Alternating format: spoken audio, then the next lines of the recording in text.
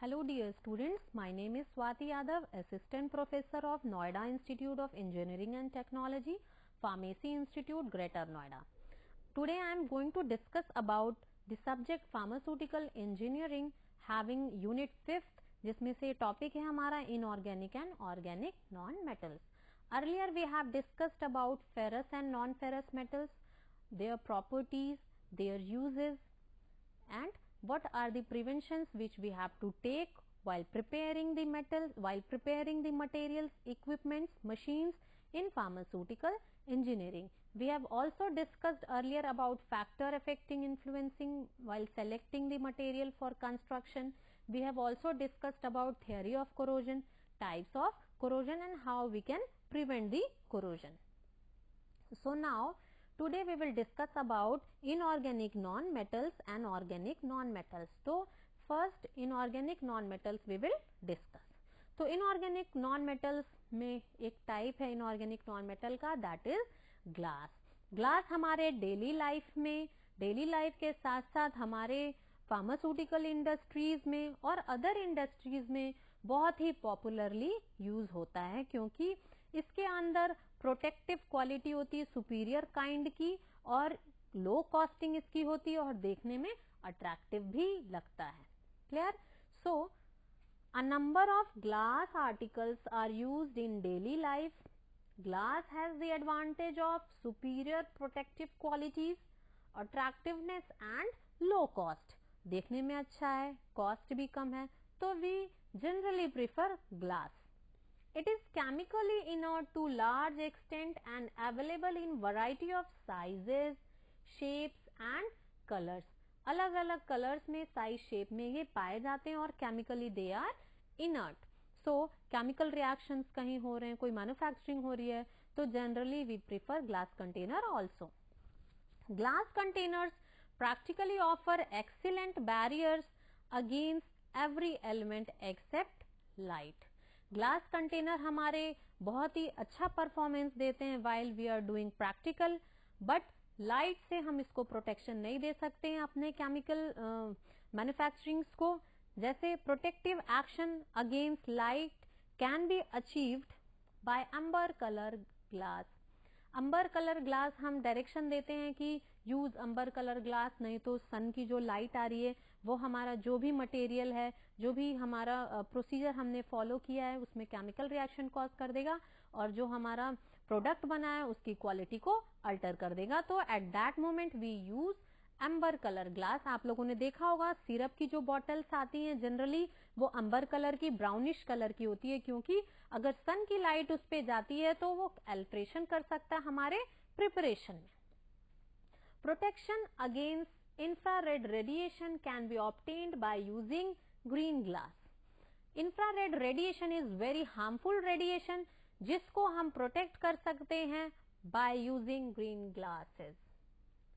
The demerits of glasses are, सभी को पता है, they are fragile and heavy. Heaviness की वजह से और उनके टूट जाने का डर होता है, इसलिए कई बारी हम इसको यूज करना पसंद नहीं करते हैं. Glass is considered as a supercooled liquid though it is seen in solid state. Supercooled liquid कहा जाता है क्योंकि इनको इतना टेम्परेचर देने के बाद इनको ऐसा कूलिंग रेट प्रोवाइड करते हैं कि ये हमारा लिक्विड से सॉलिड स्टेट में कन्वर्ट हो जाता है, जो कि हमारा ग्लास होता है. The constituents are present in amorphous state. इनके जो कॉन्स्टिट्यूएंट्स होते हैं वो amorphous स्टेट में पाए जाते हैं. Glass is composed of following constituent. आइए हम देखें कि किस किस कॉन्स्टिट्यूएंट से बने हुए होते हैं. नंबर 1 देखिए, sand, silica pure that is silicon dioxide that is SiO2 is a base material. आपके देख सकते हैं soda ash, sodium carbonate that is Na2CO3 which improves the property. Limestone, calcium carbonate improves the property. Cullet, broken glass fusion agent की तरह use होते हैं हमारे. ठीक है. The glass that is prepared by silicon dioxide alone is the most resistant but relatively brittle. जो अनोनली silicon dioxide से सिर्फ बनी हुई होती हैं जो ग्लासेस, वो बहुत ही ज्यादा रेसिस्टेंट होती हैं but they are also very much brittle in nature हो जाती हैं. Types of glasses जो हमारे pharmaceutical industries में होते हैं according to IP, IP means Indian Pharmacopoeia. Indian Pharmacopoeia के अकॉर्डिंग हमारे जो ग्लासेस हैं 4 टाइप्स में क्लासिफाइड हैं. ये हमने पहले भी पढ़ा होगा और that is very much important. Types of glasses पढ़ना is very much necessary. Type 1 glass general description हम देखें. Highly resistant borosilicate. प्रॉपर्टीज क्या होती है इनकी? Resistant to alkali, leaching, less brittle, low thermal expansion. कहाँ यूज होते हैं type 1 glasses? They are used as a containers for buffered and unbuffered aqueous solutions and injectable solution की तरह में ये use होते हैं. Type 2 glasses having property treated with soda lime glass, having surface alkali is neutralized by sulfur dioxide vapors. जो इसका use होता है treated soda lime glass का, used as a containers for buffered aqueous solution with pH below 7. Whereas type 3 glass is a soda lime glass. It releases comparatively more alkali, used as dry powder. हमारे जो type 3 जो glass है that is soda lime glass, वो dry powders के लिए use होते हैं. oleaginous solutions को store करने के लिए ये use होते हैं या prepare करने के लिए.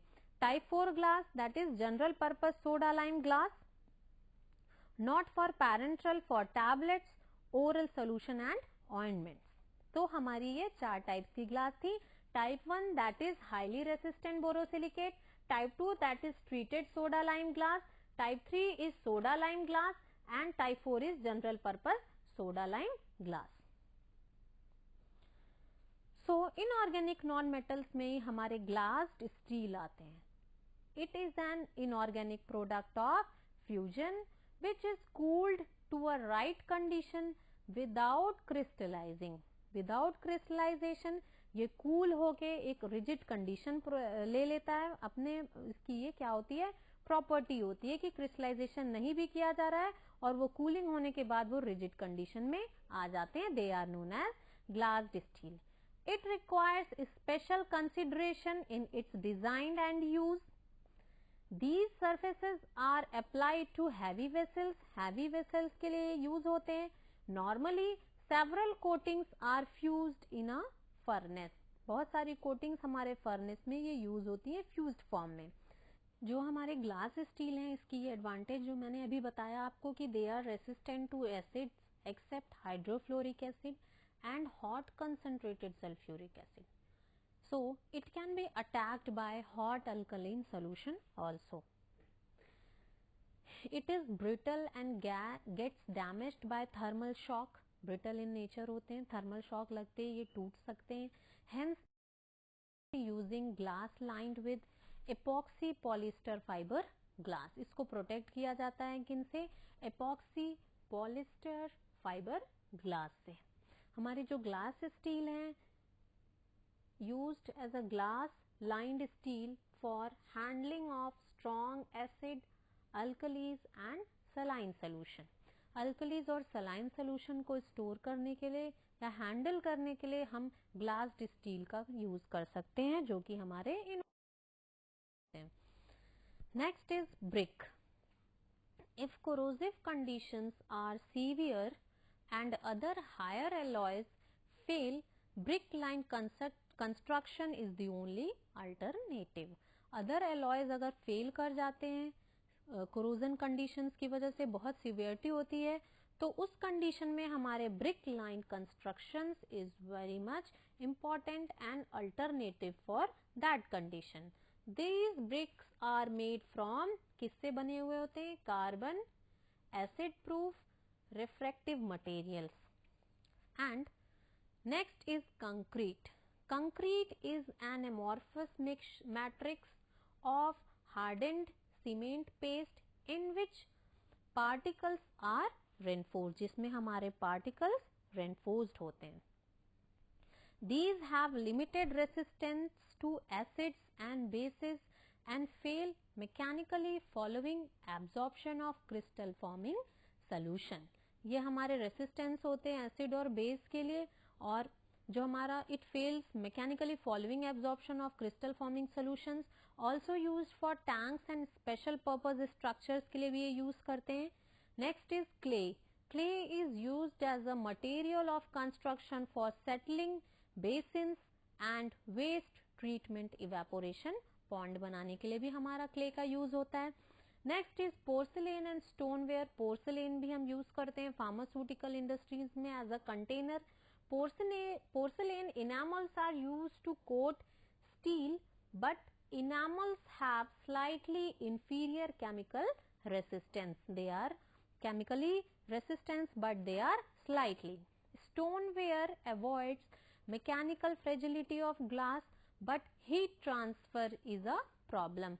जो हमारे स्टोनवेयर होते हैं वो मैकेनिकल फ्रेजिलिटी को ग्लास के बचाते हैं, बट जो हीट ट्रांसफरेबल जो मेथड अगर इसमें हम यूज कर रहे हैं तो that will be very much problematic for stoneware. Acid proof stoneware is highly resistant to acid but has low strength. Strength इसकी कम होती है और ये एसिड प्रूफ स्टोनवेयर नाम है, इसी से समझ में आता है कि they are highly resistant to acid. Porcelain and stoneware having some advantages of greater strength and resistant to acids and chemicals. These have poor thermal conductivity. Thermal conductivity बहुत ही poor होती है, टेम्परेचर मिलने पे वो डैमेज हो सकता है, hence can be damaged by thermal shock. Ceramics are widely used on a small scale plants. बहुत ही छोटे स्केल पे हम सिरामिक्स का भी यूज करते हैं. Next is enameled and silica ware. They are all inorganic non-metals जो कि यूज होते हैं हमारे इंडस्ट्रीज में, लार्ज स्केल इंडस्ट्रीज में, स्मॉल स्केल इंडस्ट्रीज में. Enameled and silica ware, enameled ware may be used successfully only under moderate process temperature and relatively mild conditions of temperature and mechanical shocks. Glass coated on iron and steel is useful. Silica ware possesses the corrosion resistance also. corrosion से बचाता है. Non-metal organics, इससे पहले हम पढ़ रहे थे inorganic non-metals. अब हम पढ़ेंगे non-metal organics जिसमें हम पढ़ेंगे rubber. Rubber is very most popular compound जो कि हमारे यूज होते हैं बेसिक लाइफ में भी और इंडस्ट्रीज में भी. It is used as such और एज लाइनिंग मटेरियल की तरह यूज होते हैं फॉर कंस्ट्रक्शन ऑफ प्लांट. और इसका जो रबर है उसको हम क्लासीफाई करते हैं from both natural and synthetic rubber.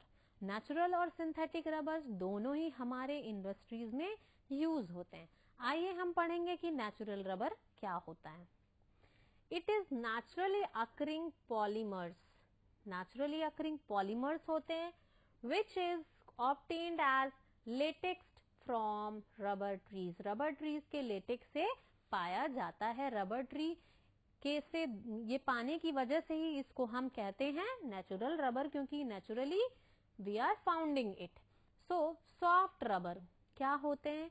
The naturally occurring polymer is known as soft rubber. जो naturally occurring polymer है उसी को ही हम soft rubber कहते हैं.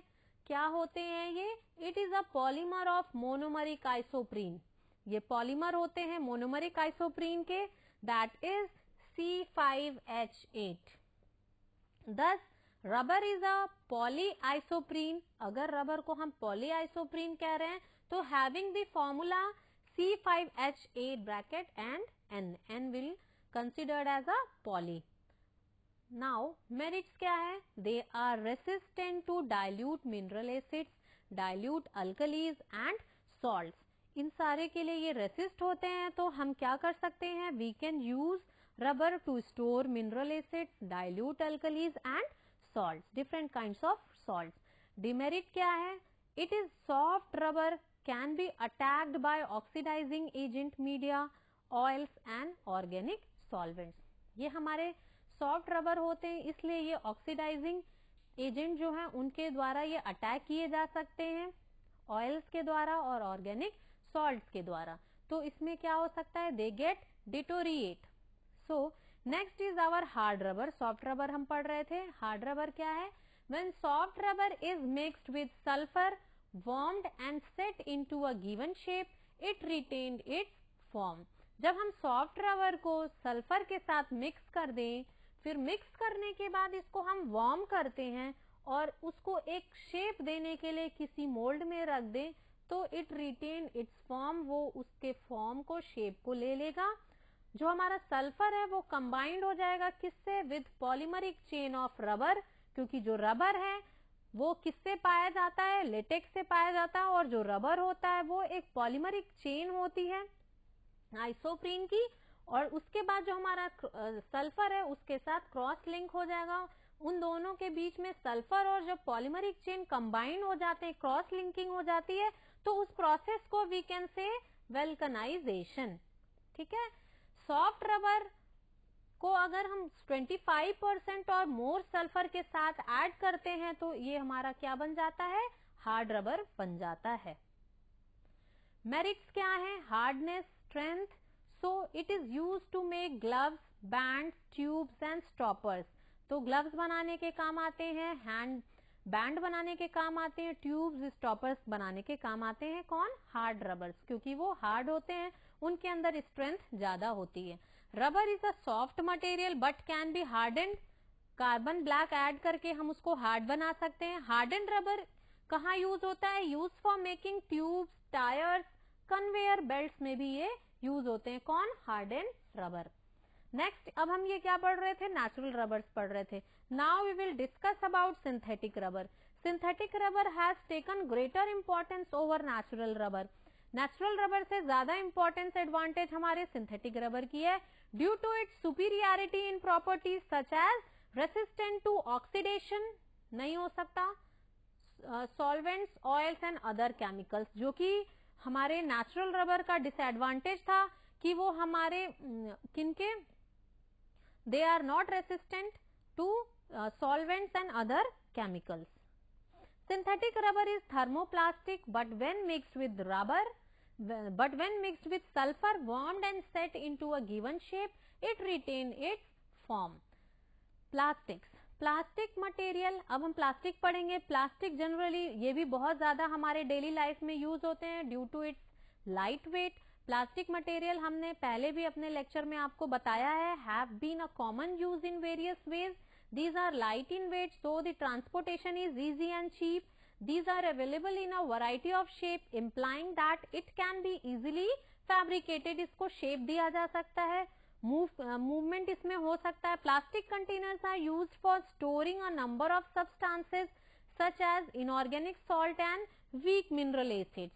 In machines, plastic materials are preferred. Machines में हमारे plastic material prefer किए जाते हैं जनरली कई बार, क्योंकि जो हमारे मूविंग पार्ट्स होते हैं उसमें फ्रिक्शन और हीट जनरेट हो सकता है. इसलिए जहाँ पे मूवेबल मशीन होती है, जहाँ पार्ट्स मूविंग होते हैं, वहाँ पे जनरली वी कंसीडर प्लास्टिक्स, जो कि हमारे हीट जनरेशन से, फ्रिक्शन से, वियरिंग क्लियरिंग से बचाता है. These have better resistance to environmental factors in a similar manner. Plastic material also used in the construction of plants. Merits इनकी है, they are low thermal and electrical resistant. They are excellent resistant to weak mineral acids, unaffected by inorganic salt. Inorganic salt से ये affect नहीं हो सकते हैं. अब इनकी कुछ demerits हैं. They are low mechanical strength, high expansion rate.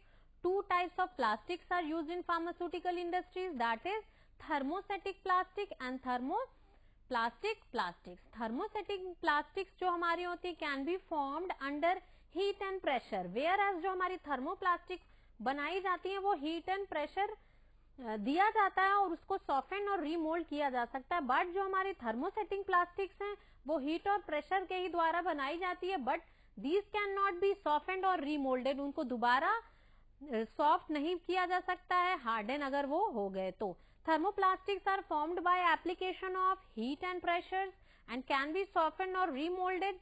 This is a specific advantage. For example, polyethylene cables बनाने के, बकेट्स बनाने के और पाइप्स बनाने के यूज होते हैं हमारी कौन सी? Thermoplastics. Wood is also a kind of non metal. It is impregnated to resist acids or alkalis. It is not affected at high temperature. Wood is fairly inert chemically but hydrolyzed by use of strong solution. So हमने अभी इससे पहले plastic और rubbers पढ़े थे जो कि non metal organic में ही आते हैं. अब हम वुड पढ़ेंगे. Would is impregnated to resist acids or alkalis. It is not affected at high temperature. Temperature से इनको अफेक्ट नहीं हो सकता. Would is fairly inert chemically. ये इनर्ट होते हैं बट गेट हाइड्रोलाइज्ड अगर हम इसमें स्ट्रॉन्ग सोल्यूशन लाइक एसिड्स या अल्कलीज को रख देते हैं, जो कि वो बहुत ही जब वो हॉट कंडीशन में होते हैं, तो हमारे जो वुड क्या है, they gate hydrolysed. Would is used for tanks and watts and it is light weight. ये इसका क्या है, लाइट वेट होने के कारण ही ये इसका एडवांटेज है, मेरिट है. And occasionally this is used while filtration process as a filter presses. Filter press की तरह ये हमारे वुड यूज होते हैं. प्लास्टिक्स भी हमारे लाइट वेट होते हैं. आइए हम कुछ आउटलाइंस देखते हैं. जैसे कि प्लास्टिक में हमारी जो डेफिनेशन थी, ये आपको पूछा जा सकता है. थर्मोसेटिंग प्लास्टिक क्या होती है, थर्मोप्लास्टिक प्लास्टिक क्या होती है. तो थर्मोसेटिक और थर्मोप्लास्टिक में ये डिफरेंस है कि जब हीट और प्रेशर प्रोवाइड किया जाता है प्लास्टिक को, तो वो सॉफ्टन दोबारा नहीं हो पाते हैं, जबकि वो हार्डन हो चुके होते हैं. और हमारे थर्मोप्लास्टिक क्या होते हैं, जब हीट और प्रेशर उसको प्रोवाइड किया जाता है तो ये सॉफ्टन हो सकते हैं, रिमोल्ड हो सकते हैं आफ्टर हार्डन. हार्डन होने के बाद भी इसको सॉफ्ट और रिमोल्ड किया जा सकता है. से फॉर एग्जांपल केबल हो गई, बकेट्स हो गए, पाइप्स हो गए. और हमारे ये हैं कुछ प्लास्टिक्स में हमने ये पढ़ लिया. फिर हमारे जो रबर हैं, रबर हमारा नेचुरल और सिंथेटिक रबर है. नेचुरल जो कि हम लेटेक्स से पाते हैं रबर को, रबर ट्री से, और उसमें हमारे जो नेचुरल रबर हैं वो सॉफ्ट रबर और हार्ड रबर कंसिडर करते हैं. सॉफ्ट रबर मीन्स कि जो हमारे मोनोमरिक आइसोप्रीन्स होते हैं पॉलीमर के, वो हमारे सॉफ्ट रबर होते हैं. अगर पॉली लगा दें तो हमारा जो फॉर्मूला है C5H8N हो जाएगा. इसका मेरिट ये है कि they are resistant to mineral acids, dilutes, alkalies and salt. Hard rubber में क्या है, व्हेन सॉफ्ट रबर को हम अगर सल्फर के साथ मिक्स कर देते हैं, वार्म कर देते हैं, तो ये एक शेप को ले लेता है और इट रिटेन इट्स फॉर्म, एक फॉर्म को ले लेता है, जो कि जो हमारे सल्फर हैं जब कंबाइंड हो जाते हैं पॉलीमरिक चेन ऑफ रबर से, तो वो क्रॉस लिंक कॉज करता है सल्फर और पॉलीमरिक चेन ऑफ रबर के बीच में, और उसी प्रोसेस को हम वल्कनाइजेशन भी कहते हैं.